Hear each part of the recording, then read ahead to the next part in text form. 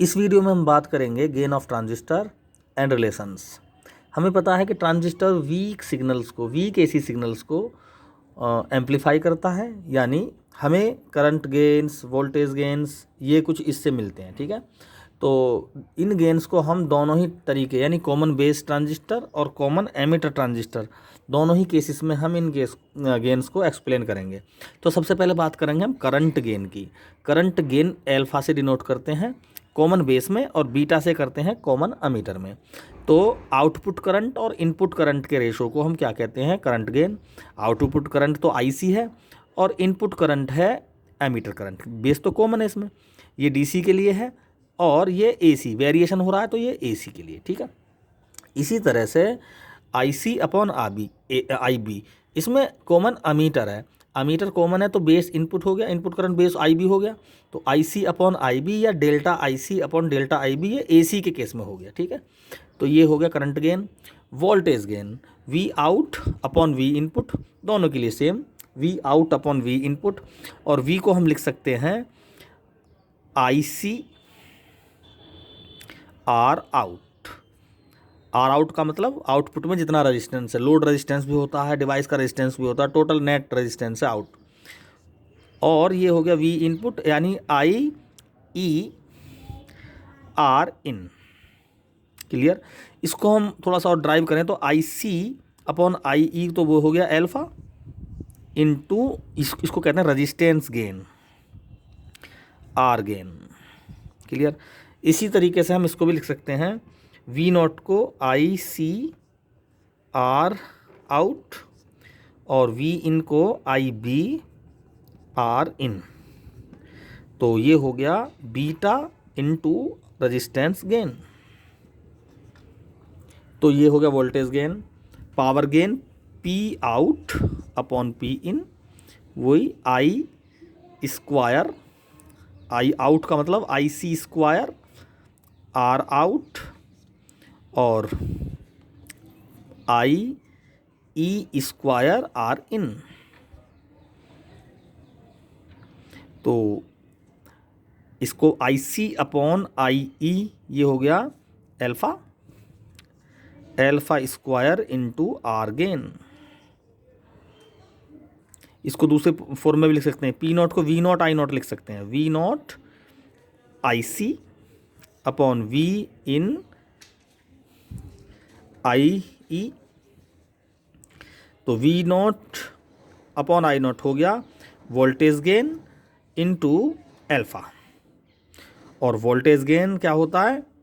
Alpha into R gain. तो alpha एक और आ जाएगा तो alpha square into R gain, ये वही ड्राइव होकर आ जाएगा। क्लियर? ठीक है, तो ये फॉर्मूला भी है इसका पावर गेन का।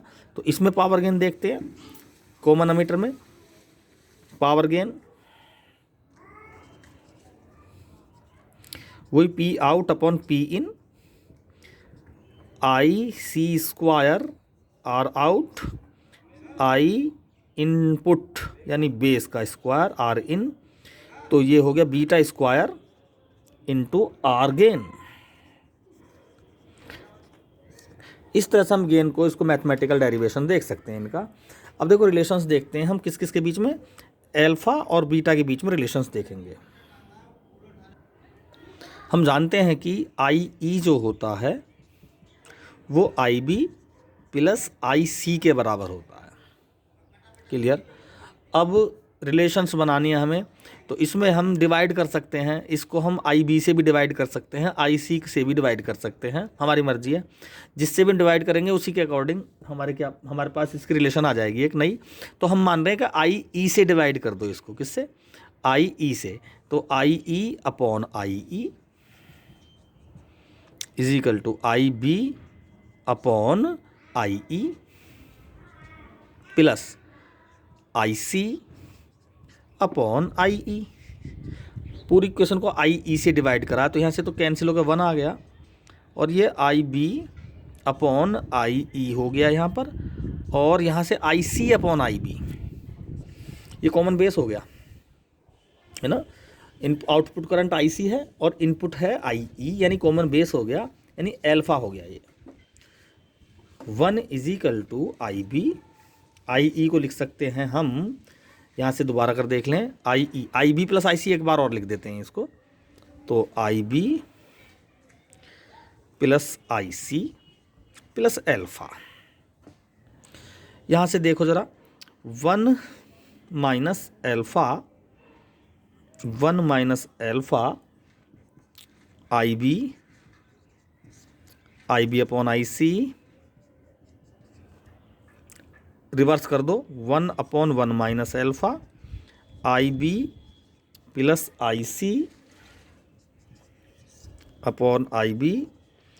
अब देखें, इसको लिख सकते हैं हम 1 upon 1 minus alpha 1 plus I C upon I B, यानी I C upon I B, इसको बीटा बोल सकते हैं। आई बी को एक बार इसके नीचे लिख लिया, 1 आ गया, एक बार आई सी के नीचे लिख देंगे तो ये बीटा आ जाएगा, है ना, current gain in common emitter transistor में। तो रिलेशन आई निकल के यहाँ से 1 minus alpha into 1 plus beta, 1 minus alpha into 1 plus beta is equal to 1। तो ये रिलेशन आई हमारे पास।